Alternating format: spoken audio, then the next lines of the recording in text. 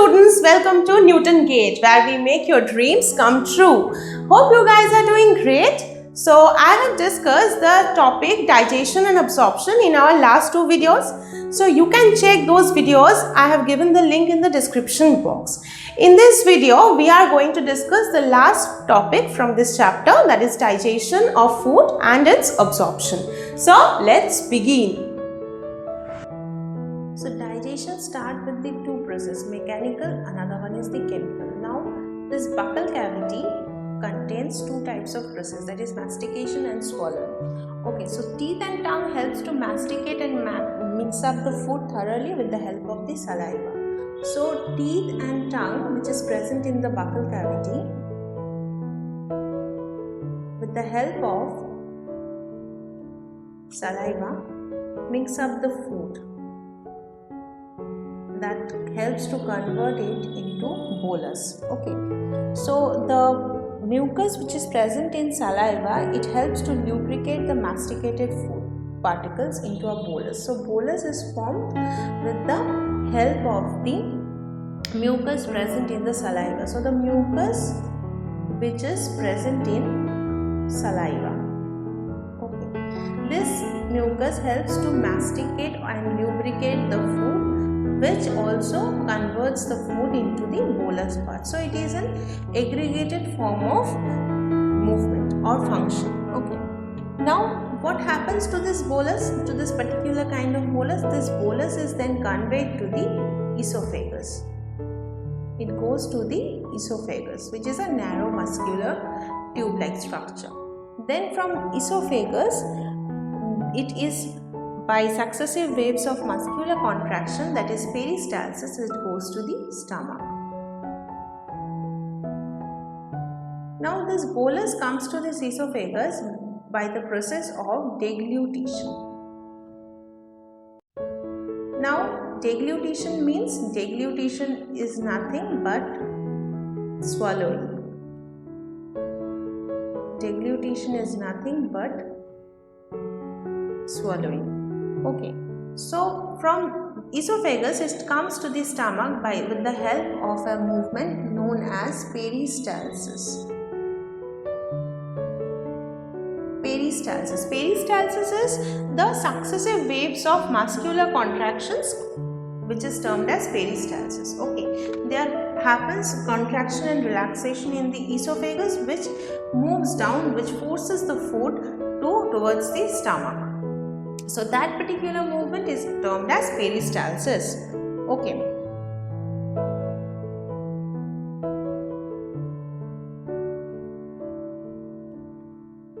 So this is the peristalsis movement, and this is the food. This is esophagus, where the esophagus or the sphincter muscles are present inside this intestine. So this sphincter muscles moves down or pushes the food towards the stomach. Okay, so this is esophagus and this is the stomach part. The sphincter muscles is pushing down the food particle towards the stomach. So this is how peristalsis occurs. Okay. Next is the gastroesophageal sphincter controls the passage of food into the stomach. So this is actually termed as the gastroesophageal sphincter.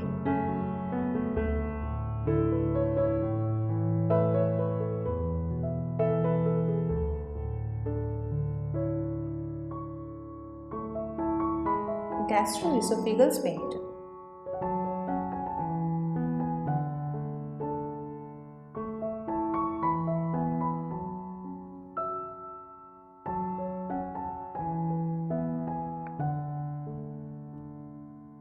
Now what are the components of saliva? Saliva basically contains electrolytes,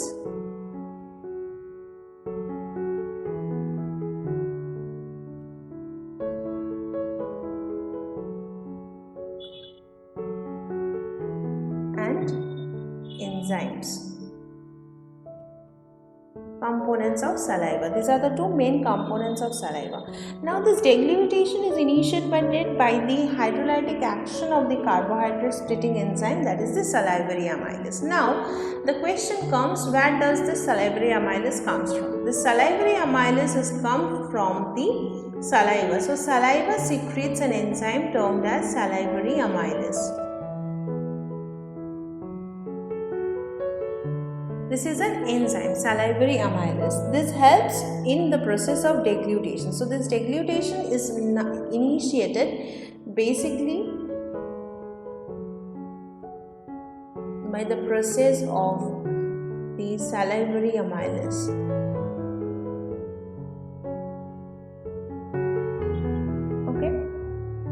About 30% of starch which is taken in our stomach is hydrolyzed here by this enzyme, by this salivary amylase enzyme. So 30% of starch intake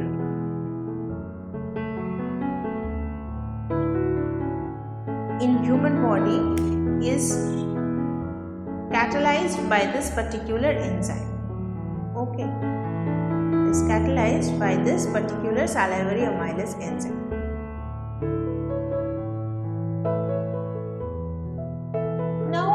Mucus of stomach has gastric glands. Okay, we know stomach has gastric glands, so the mucosa of stomach has gastric glands.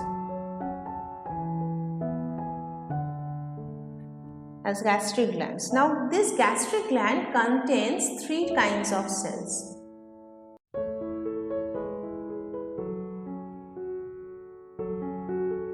One is the mucus cells.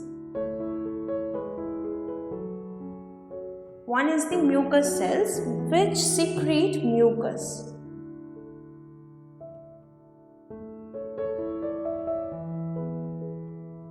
Second type is the peptic cells or chief cells, which secrete proenzyme pepsinogen. And the third type of cell, that is the parietal cell, secretes HCl, that is hydrochloric acid. So these are the three cells of gastric glands which secretes three different types of substances. One is mucus, another one is pepsinogen, and the acid, that is the HCl. So these are the three components secreted by the gastric glands.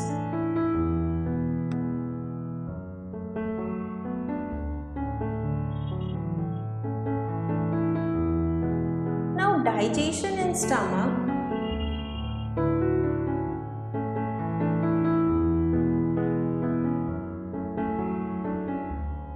Digestion in stomach takes place when the stomach stores food for 4 to 5 hours. It can store food temporarily for 4 to 5 hours. Then the food mixes thoroughly with the gastric juice. What happens in stomach? The food is mixed thoroughly with the gastric juice.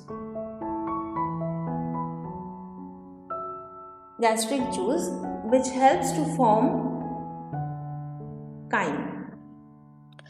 So it forms by a special type of movement that is termed as the churning movement. So the churning movement helps to produce chyme, which is formed with the help of food and gastric juice. This pepsinogen, which is secreted by the cells of the gastric gland, this pepsinogen reacts with HCl, because without this HCl, pepsinogen won't be able to activate pepsin, which is an active enzyme. So pepsinogen is basically a proenzyme, which in the presence of HCl activates pepsin, which is an active enzyme.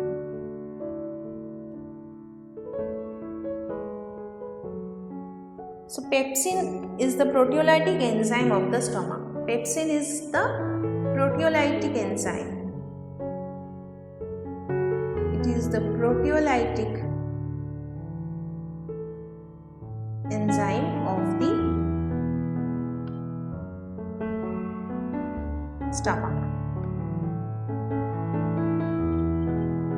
After getting inactivated, this pepsinogen activates pepsin, which after getting activated reacts with the proteins present in our stomach. They form proteoses and peptones. These are peptides. So this pepsinogen activates this pepsin, which in turn reacts with the protein part of the food present in our stomach, which again forms the proteoses and peptones. These are peptides. Next one is that rennin, which is a similar type of proteolytic enzyme. This is also a proteolytic enzyme. This is also a proteolytic enzyme. It is found in the gastric juice, but it has a speciality. What is the speciality? It is only present in case of infants. Okay, so it is only present in case of infants, which this enzyme helps infants to digest the milk. So it is involved basically in the digestion of milk.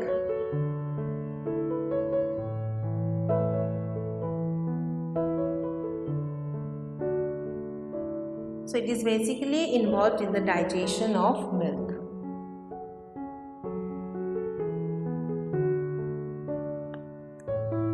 Next comes the three kinds of juices or secretion.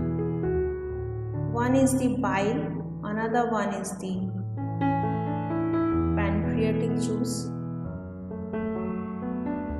and third one is the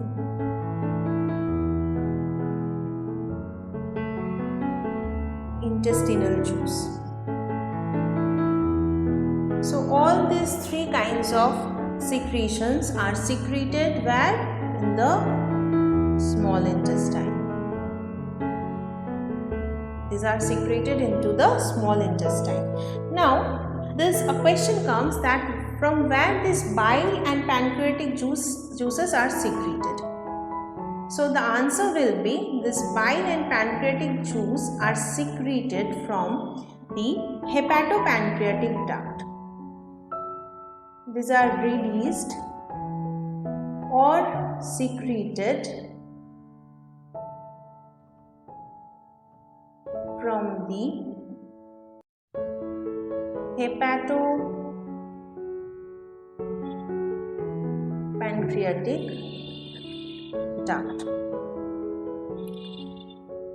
This is important. This is hepatopancreatic duct. So these bile and pancreatic juice are secreted from the same source as, of course, that is the hepatopancreatic duct. Okay.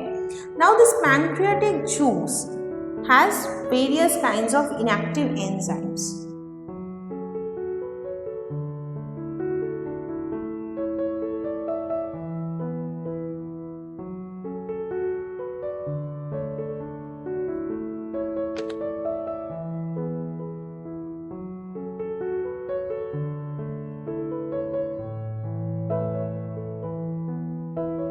Third one is the procarboxypeptidase.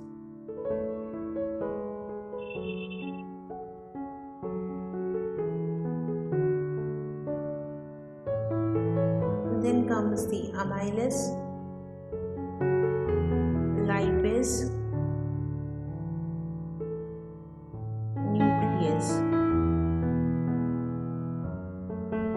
So all these are inactive enzymes. That means they needs to get activated before functioning. All these are inactive enzymes.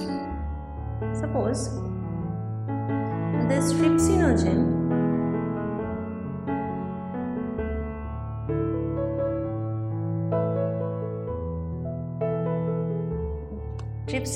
when reacts with the enterokinase enzyme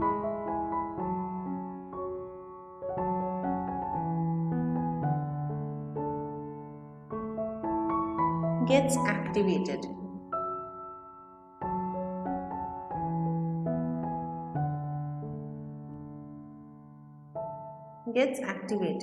Okay, which in turn active the trypsin.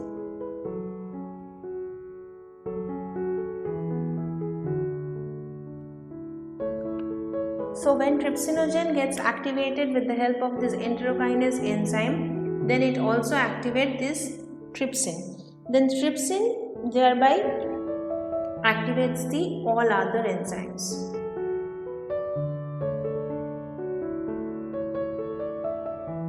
So this is a pathway related to this inactive enzymes pathway. So trypsinogen is activated by trypsin, is activated to trypsin with the help of enterokinase enzyme. Then after this all other enzyme gets activated.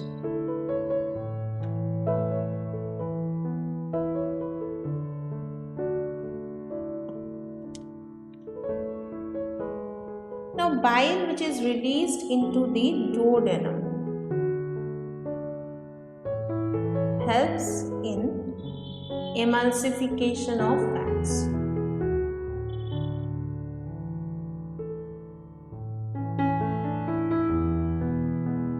Helps in the emulsification of fats. So digestion of protein.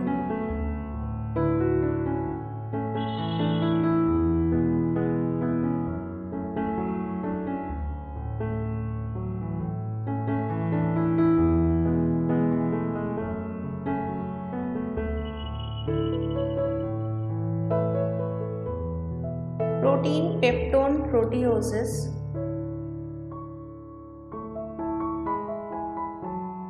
with the help of the enzyme trypsin or chymotrypsin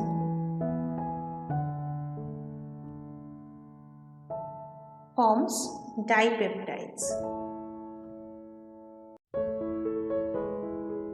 Here another enzyme is there, that is chymotrypsin, carboxypeptide.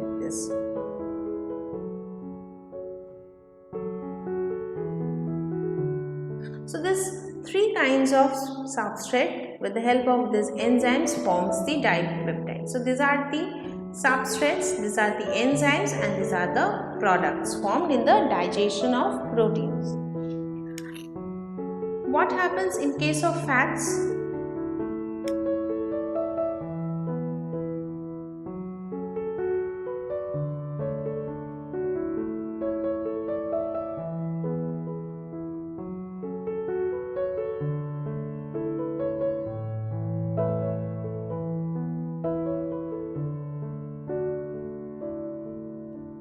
Lipase acts on fats, forming diglycerides and monoglycerides.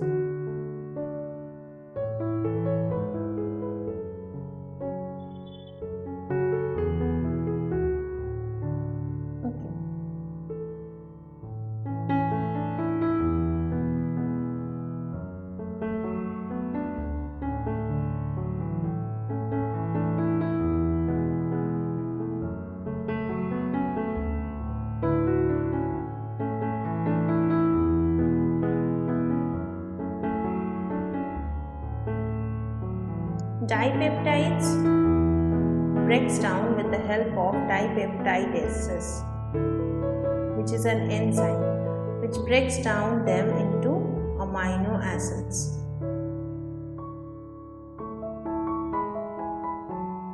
This maltose breaks down with the help of maltase into 2 units of sugar, that is glucose and glucose. It is simple sugar. Then lactose breaks down with the help of lactase enzyme into glucose and galactose. Then sucrose breaks down with the help of sucrase enzyme into glucose plus fructose. So in this way, these enzymatic reactions happens in our stomach, which breaks down different kinds of food substances into different products. That is, the dipeptides gets broken down into amino acids with the help of dipeptidase, which is an enzyme that only can break dipeptides. Similarly, maltase only breaks down maltose into glucose and glucose units. That means 2 glucose units. Lactase also breaks down only lactose into glucose and galactose, and similarly sucrase is an enzyme which only breaks down sucrose into glucose and fructose. So there is no such significant digestive activity taking place in large intestine, but all this digestion part happens in stomach and the small intestine. Another thing is that dimonoglycerides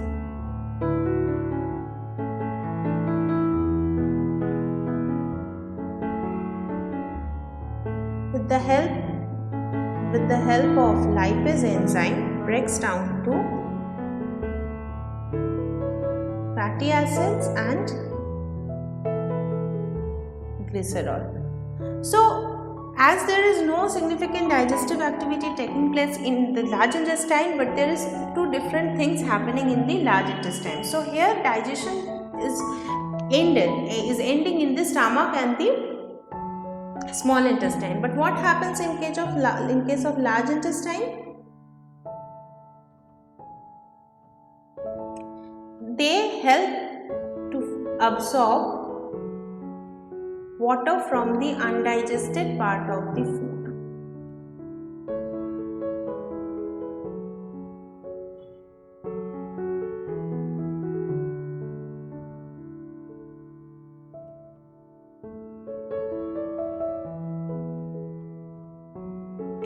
Then they also secretes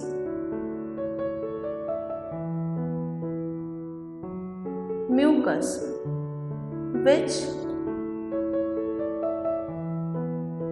helps in easy passage of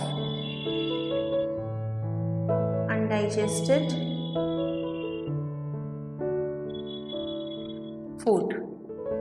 So this is basically the function of the large intestine. It helps to absorb water from the undigested food material, then it secretes mucus, which helps in the easy passage of food. Lastly, what happens to the undigested food material? Now the question comes that fate of the undigested food material. What happens to this undigested food material? That means it is also termed as the fecal matter. Fecal matter, right? So this undigested food material or fecal matter comes to the cecum part, that of the large intestine. And from there it is transported to the rectum, where it is temporarily stored.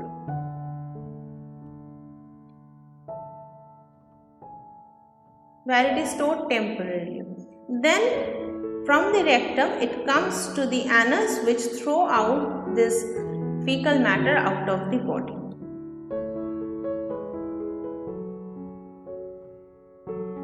So all these activities are under of the gastrointestinal tract, which are under neural and hormonal control for proper coordination.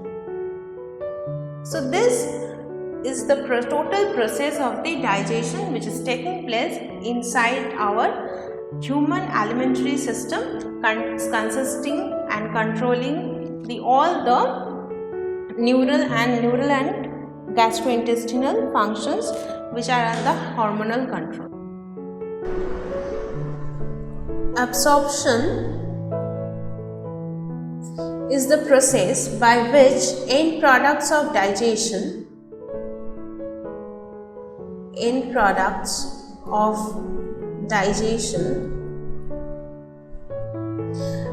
pass through the intestinal mucosa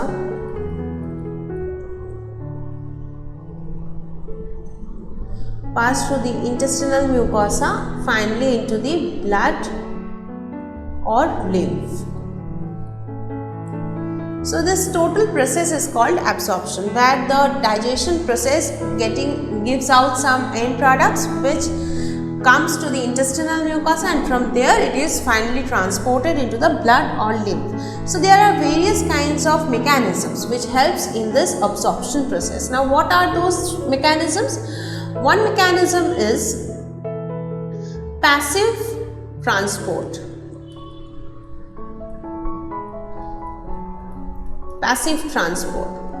Another one is active transport.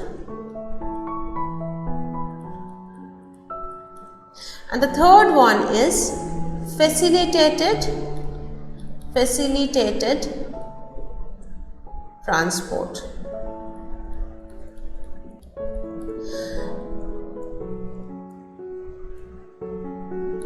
Now what is passive transport? We have already studied in our previous classes that passive transport is that particular transport which exhibits without energy. So no ATP or no energy is needed here in passive transport, because all the molecules go along with the concentration gradient. Okay. But in case of active transport, there is ATP. ATP is needed because it goes against the concentration gradient. It goes against the concentration gradient. Against the concentration. And what is facilitated transport? Suppose here a molecule is there which is getting transported with the help of a carrier protein. Some carrier proteins are there which transport certain molecules. So with the help of carrier protein, the molecules gets transported from one place to another. This kind of transportation is termed as facilitated transport mechanism. So these are the three kinds of transport mechanism.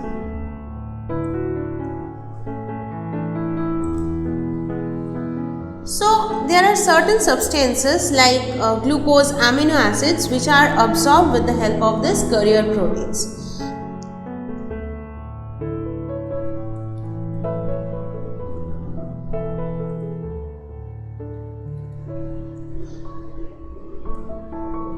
These two are absorbed with the help of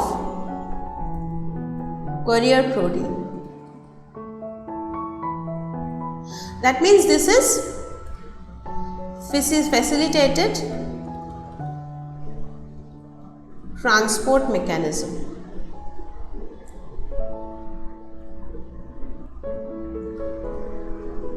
This is facilitated transport mechanism where glucose amino acids are absorbed with the help of this carrier proteins. Now there is also simple diffusion also takes place. We know simple diffusion in where there is a exchange of material from a region of higher concentration to a region of lower concentration. So some monosaccharides like glucose, amino acids, then electrolytes like chloride ions are all transported with the help of this simple diffusion method.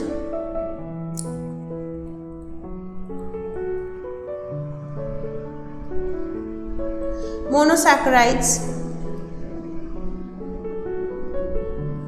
then amino acids, then some electrolytes such as chloride ions,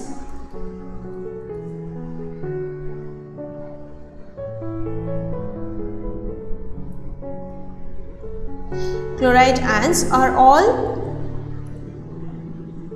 transported by simple diffusion method.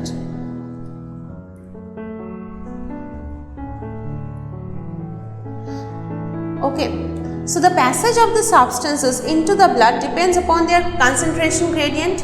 Whatever be the concentration, it will depend upon its concentration for its transportation. Okay. Now water, another thing is water.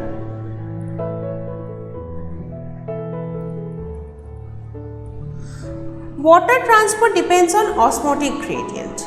Water transport depends on osmotic gradient.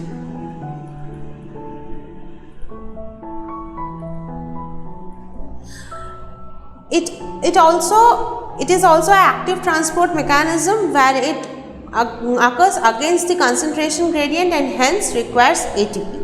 So it requires ATP and it is an osmotic transportation gradient. So there are three kinds. One is facilitated transport mechanism, another one is simple diffusion, and the third one is osmotic gradient by which water is transported across the alimentary canal.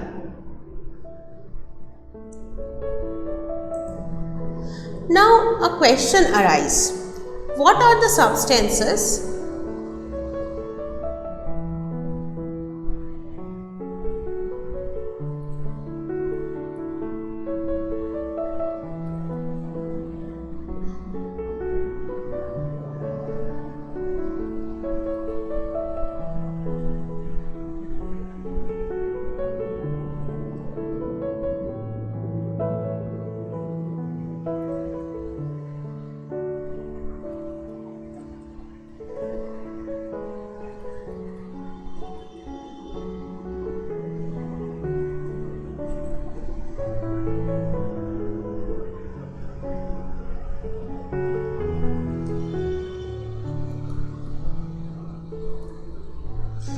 Now the question is, what are the substances which are absorbed by the active transport during absorption of food?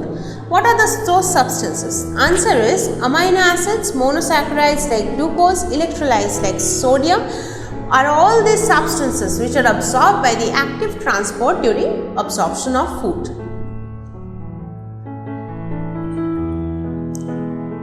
Amino acids,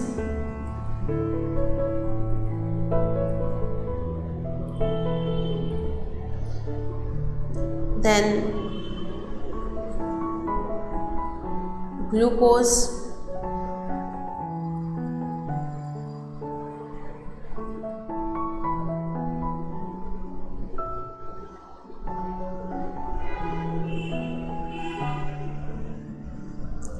all these are absorbed into blood.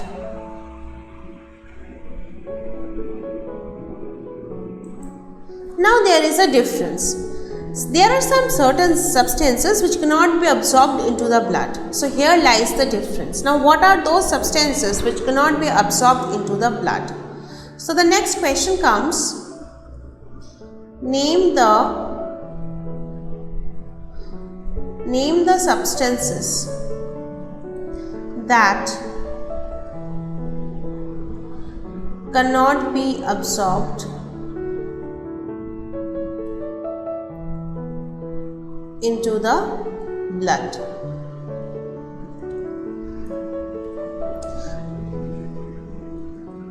And the answer will be some fatty acids and glycerol. So here lies the difference, right? Fatty acids and glycerol.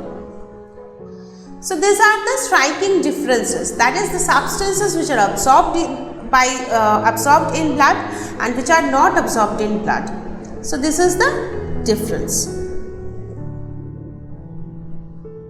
Please write it down. This is very, very important. This is going to come in your NEET as well as in your boards. So please write it down. Now how these fatty acids gets incorporated into small droplets? Let's start with this.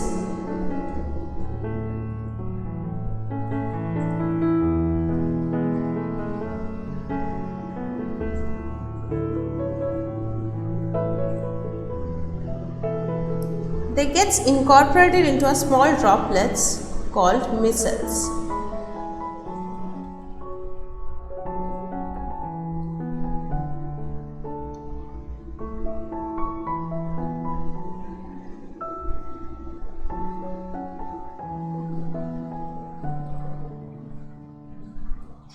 Micelles are what? These are the small droplets.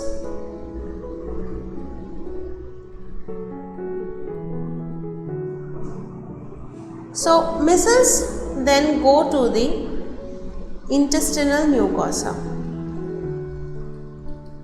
They come to the intestinal mucosa, and from there they gets reformed.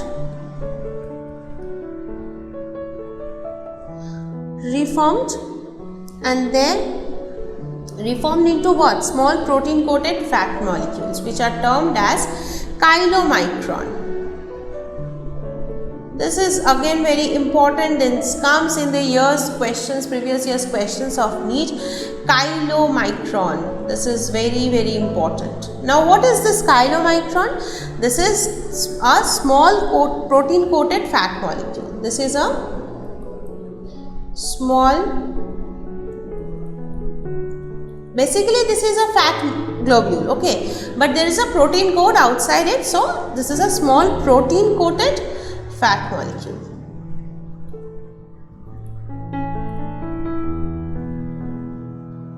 Okay, this is chylomicron. Now this chylomicron then goes to the lymph vessel.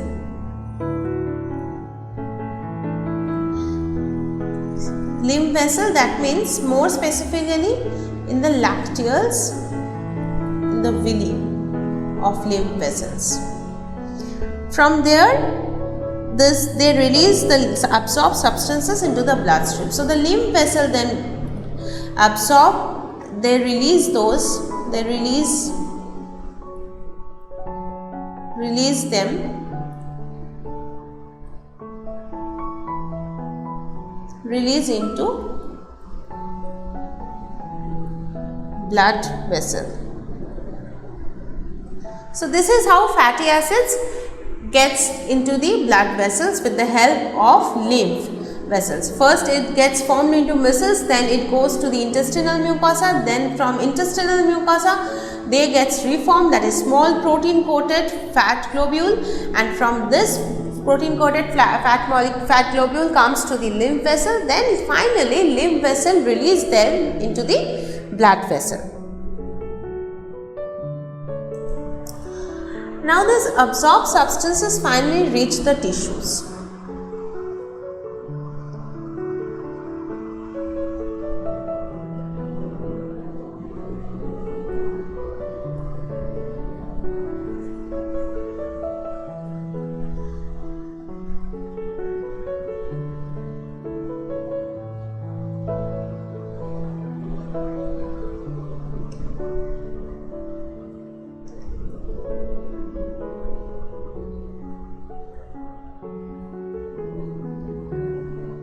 Absorbed substances finally reach the tissues,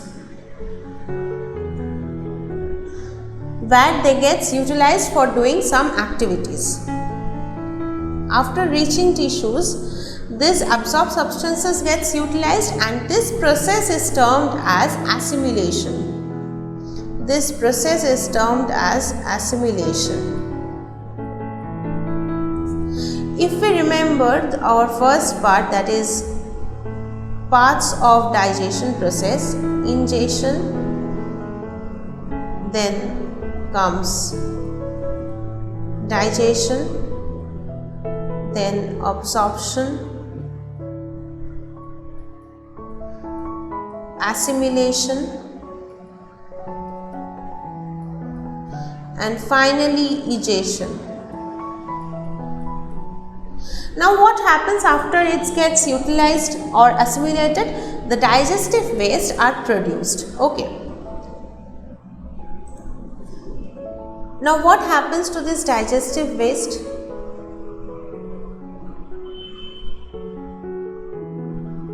digestive waste get solidified. They get solidified into coherent feces or fecal matter,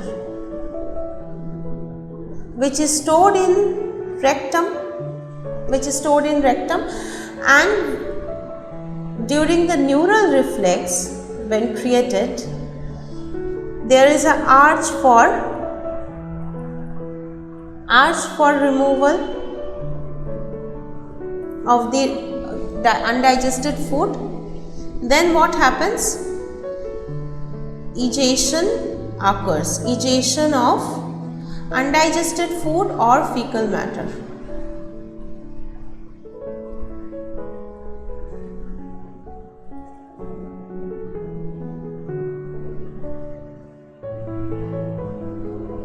Or fecal matter through the last part of the alimentary canal, that is anus,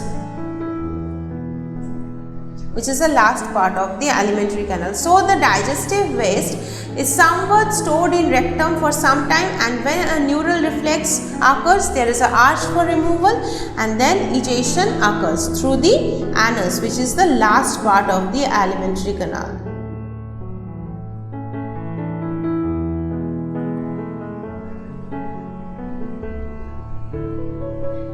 Last part of the alimentary canal. Now this egestion process is termed as defecation. Defecation is a voluntary process. It is a voluntary process.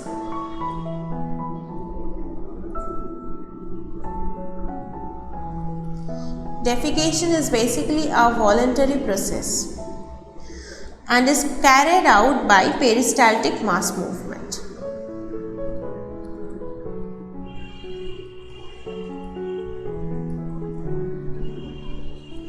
Carried out by mass peristaltic movement.